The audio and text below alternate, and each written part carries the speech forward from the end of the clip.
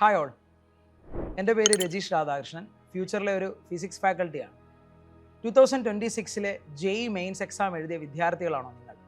2027 JEE exam എഴുതാൻ ആഗ്രഹിക്കുന്ന വിദ്യാർത്ഥികളോടാണ്. കഴിഞ്ഞ വർഷത്തെ നിങ്ങളുടെ റിസൾട്ട് മേ ബി നിങ്ങൾ ഉദ്ദേശിച്ച ഒരു സ്കോറിലേക്ക് എത്തിയിട്ടുണ്ടാവത്തില്ല. നിങ്ങൾക്ക് ചിലപ്പോൾ പ്രോപ്പറായിട്ട് പെർഫോം ചെയ്യാൻ പറ്റിയിട്ടുണ്ടാവത്തില്ല. ആസ് എ ടീച്ചർ ഞാൻ നിങ്ങളോട് പറയുന്നത്, നിങ്ങളെ ഒന്ന് സെൽഫ് ഇവാലുവേറ്റ് ചെയ്യുക. അതായത് 2026 ജെഇ മെയിൻസ് നിങ്ങൾക്ക് പെർഫോം ചെയ്യാൻ പറ്റാത്തതിൻ്റെ റീസൺ നിങ്ങളുടെ ബോർഡ് എക്സാമിനോടൊപ്പം തന്നെ എൻട്രൻസ് എക്സാം പ്രോപ്പറായിട്ട് ഫോക്കസ് ചെയ്യാൻ പറ്റാത്തതാണോ ഒരു കാരണം? അല്ലെങ്കിൽ കൺസിസ്റ്റൻസി ഇല്ലാതെ പ്രോപ്പർ ഒരു സ്റ്റഡി പ്ലാൻ ഇല്ലാതെ പഠിച്ചവരാണോ നിങ്ങൾ? അതുമല്ല, നിങ്ങൾ ചില സില്ലി മിസ്റ്റേക്കുകൾ വരുത്തിയിട്ടാണ് 2026 നമ്മൾ ഉദ്ദേശിച്ച ഒരു പ്രോപ്പർ സ്കോറിലേക്ക് എത്താൻ പറ്റാത്തത്. ഇങ്ങനെയുള്ള വിദ്യാർത്ഥികളോടാണ് എനിക്ക് ഇപ്പോൾ ജെഇ എക്സാമിനെ പറ്റി സംസാരിക്കാൻ ഞാൻ ആഗ്രഹിക്കുന്നത്. കാരണം ഒരുപാട് പേര് ചോദിക്കാറുണ്ട്, ജെഇ പോലൊരു കോമ്പറ്റീറ്റീവ് എക്സാം, അതും എസ്പെഷ്യലി ഹൈലി കോമ്പറ്റീറ്റീവ് എക്സാമിന് വേണ്ടി ഒരു വർഷം മാറ്റി വെക്കുന്നത് മണ്ടത്തരമാണോ? പല വിദ്യാർത്ഥികളും ചോദിക്കുന്ന ഒരു ചോദ്യമാണല്ലോ, ഈ ഒരു വർഷം നമ്മൾ സ്പെൻഡ് ചെയ്യുന്നത് വെറുതെ ആവില്ലേ? ആക്ച്വലി എനിക്ക് നിങ്ങളോട് പറയാനുള്ളത്, ജെഇ പോലൊരു കോമ്പറ്റീറ്റീവ് എക്സാം എഴുതി നല്ലൊരു എഞ്ചിനീയറിംഗ് കോളേജിൽ എത്തുന്ന നമ്മൾ ഒരു എഞ്ചിനീയറിംഗ് പ്രൊഫഷനിലേക്കാണ് പോകുന്നത്. അടുത്ത ഒരു വർഷം എന്ന് പറയുന്നത് നമ്മുടെ കരിയറിലേക്കുള്ള 35 വർഷം അല്ലെങ്കിൽ ഒരു 30 വർഷത്തെ കരിയർ നമ്മൾ സെറ്റ് ചെയ്യുകയാണ് എന്ന സത്യം എല്ലാ വിദ്യാർത്ഥികളും മനസ്സിലാക്കുക. അതുകൊണ്ട് ഒരു കാരണവശാലും ജെഇ പോലൊരു ഹൈലി കോമ്പറ്റീറ്റീവ് എക്സാമിന് വേണ്ടി നമ്മൾ മാറ്റിവെക്കുന്ന ഒരു വർഷം മണ്ടത്തരമാണെന്ന് പറയാൻ എന്നെ കൊണ്ട് കഴിയുകയില്ല. അത് യൂസ് ചെയ്ത ഒരു വിദ്യാർത്ഥിക്കും ഇത് പറയാൻ കഴിയില്ല എന്ന സത്യം നിങ്ങൾ മനസ്സിലാക്കുക. പിന്നെ അതുപോലെ തന്നെ റിപ്പീറ്റ് ചെയ്യുന്ന വിദ്യാർത്ഥികൾ വരുത്തി വെക്കുന്ന ഒരു കോമൺ മിസ്റ്റേക്ക് പലപ്പോഴും ഞാൻ കണ്ടിട്ടുള്ളത്, നമ്മൾ വിദ്യാർത്ഥികളോട് ക്ലാസ്സിൽ പറയാറുണ്ട്, നമ്മൾ ഒരുപാട് സമയം പഠിക്കണം, അത് യൂട്ടിലൈസ് ചെയ്യണം. പക്ഷെ എനിക്ക് മനസ്സിലാക്കാൻ പറ്റിയ ഒരു കാര്യം എന്ന് പറയുന്നത്, 14 തൊട്ട് 16 മണിക്കൂർ വരെ ഫേക്ക് സ്റ്റഡി നിങ്ങൾ നടത്തി പോകുന്നത് പലപ്പോഴും കാണാറുണ്ട്. നിങ്ങൾ ഈ വർഷത്തെ ഒരു ജെഇ ടോപ്പേഴ്സിൻ്റെ ഇൻ്റർവ്യൂ ജസ്റ്റ് ഒന്ന് കണ്ടു നോക്കുക. അവർ പറയുന്നുണ്ട് ഇഫക്റ്റീവ്ലി 6 to 8 hours ആണ് അവർ മാറ്റി വെക്കുന്നത്. എനിക്ക് എൻ്റെ വിദ്യാർത്ഥികളോട് പറയാനുള്ളത്, ഒരു 10 മണിക്കൂർ വെച്ച് ഡെയിലി നിങ്ങൾ ഹൈലി ഫോക്കസ്ഡ് ആയിട്ട് പഠിക്കാൻ തയ്യാറാണെങ്കിൽ ജെഇ എക്സാം നമുക്ക് വളരെ സിമ്പിളായിട്ട് ക്രാക്ക് ചെയ്യാൻ പറ്റും. അതേപോലെ തന്നെ കുട്ടികൾ വരുത്തി വെക്കുന്ന മറ്റൊരു മിസ്റ്റേക്ക് എന്ന് പറയുന്നത്, ഡിഫറൻറ്റ് പാറ്റേണിലുള്ള ബുക്കുകൾ എടുത്തു വെച്ച് റിപ്പീറ്റഡ് ആയിട്ട് നോക്കുന്നു. ഒരു കാരണവശാലും അങ്ങനെ ചെയ്യാൻ പാടില്ല.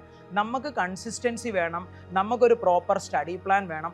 നമ്മൾ പ്രിഫർ ചെയ്യുന്ന കുറച്ച് ബുക്കുകളുണ്ട്, എസ്പെഷ്യലി നമ്മുടെ ടീച്ചേഴ്സ് തയ്യാറാക്കിയ ബുക്കൊക്കെ തന്നെയാണ് നിങ്ങൾക്ക് തരാൻ പോകുന്നത്. നിങ്ങൾ ആ പാറ്റേൺ ആണ് പ്രോപ്പറായിട്ട് ഫോളോ അപ്പ് ചെയ്യേണ്ടത്. അതേപോലെ തന്നെ പല കുട്ടികളും വരുത്തി വെക്കുന്ന വലിയൊരു മിസ്റ്റേക്ക്, ഇവർ ഈ മോട്ടിവേഷണൽ വീഡിയോസ് ഒക്കെ കണ്ട് ആ വീഡിയോ കാണുമ്പോൾ ഹൈ മോട്ടിവേഷനാണ്, പക്ഷേ ആ മോട്ടിവേഷൻ മാത്രം പോരാ, അത് പഠനത്തിലേക്കൂടെ ഇംപ്ലിമെൻറ്റ് ചെയ്യാത്തത് റിപ്പീറ്റേഴ്സ് ഒക്കെ വരുത്തി വെക്കുന്ന വലിയൊരു മിസ്റ്റേക്കാണ്. അതേപോലെ തന്നെ നമ്മുടെ റിപ്പീറ്റ് ചെയ്യുന്ന കുട്ടികൾ പലപ്പോഴും ചെയ്തു വെക്കുന്ന ഒരു മണ്ടത്തരമാണ്, ഇവർ ഈ മോക്ക് ടെസ്റ്റ് ഒന്നും പ്രോപ്പറായിട്ട് എഴുതില്ല. കാരണം പറയും, ജെഇ എക്സാമിന് സമയമുണ്ടല്ലോ, ആ സമയത്തേക്ക് പ്രിപ്പയർ ചെയ്യാം. പലരും മോക്ക് ടെസ്റ്റ് സ്കിപ്പ് ചെയ്യാറുണ്ട്. ഇനിയും വളരെ സീരിയസ്ലി മോക്ക് ടെസ്റ്റ് എഴുതുന്ന വിദ്യാർത്ഥികളുണ്ട്, പക്ഷെ അവർ ചെയ്യുന്ന വലിയൊരു സില്ലി മിസ്റ്റേക്ക് എന്ന് പറയുന്നത്, ഒരിക്കലും ഇവർ ഈ എക്സാമിനെ ഒന്ന് അനലൈസ് ചെയ്യില്ല.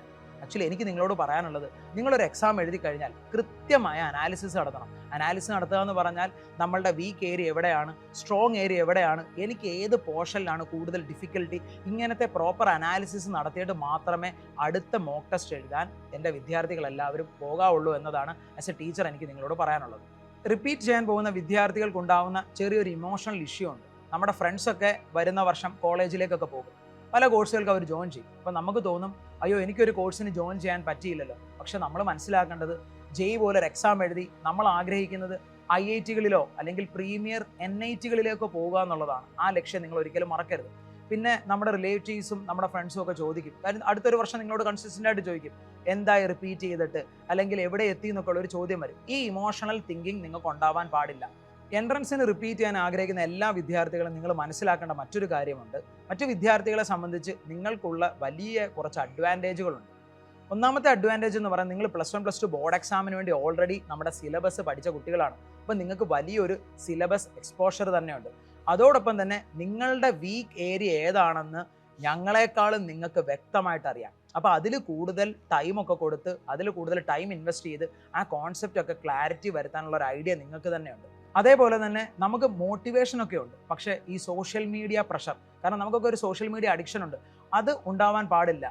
അതായത് നമ്മളെ ഡിസ്ട്രാക്ട് ചെയ്യുന്ന മറ്റു കാര്യങ്ങളെല്ലാം മാറ്റി വെച്ചിട്ട് വരുന്ന 8 തൊട്ട് 10 മാസം വരെ കൺസിസ്റ്റൻ്റ് ആയിട്ട് നിങ്ങൾ വർക്ക് ചെയ്യാൻ തയ്യാറാണെങ്കിൽ നിങ്ങൾക്കൊപ്പം ഫ്യൂച്ചറിലെ അധ്യാപകരുണ്ടാവും, നമ്മളെല്ലാവരും ഉണ്ടാവും. നിങ്ങളെ എല്ലാവരെയും ഞാൻ ഫ്യൂച്ചറിലെ ജെഇ റിപ്പീറ്റഡ് ബാച്ചിലേക്ക് വെൽക്കം ചെയ്യുകയാണ്.